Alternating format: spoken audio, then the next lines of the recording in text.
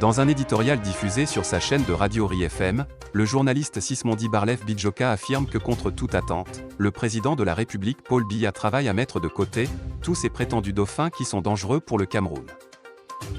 Le sujet relatif à la succession du président de la République Paul Biya reste plus jamais d'actualité.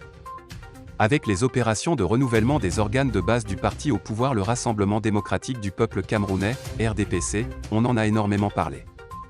Avec la Coupe d'Afrique des Nations, CAN, qui va se jouer dans notre pays l'année prochaine, pour certains, les couacs observés dans la construction de certaines infrastructures comme Hollande visent à disqualifier ceux que le chef de l'État verrait comme de potentiels dauphins.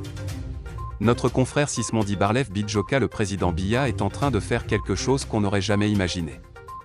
Il affirme que celui-ci est en train de mettre hors d'état de nuire ces 10 dauphins qui sont dangereux pour le pays.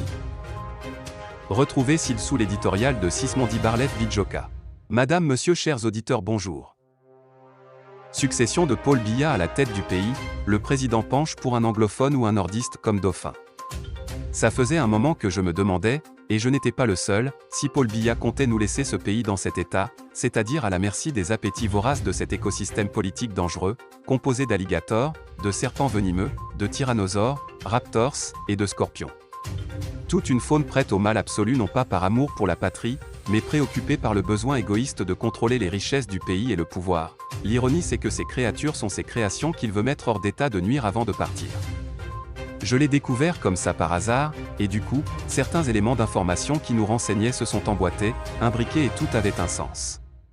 Personne n'aurait pu imaginer que le président ferait un tel choix, qui de toute évidence aura l'adhésion d'au moins 95% des populations.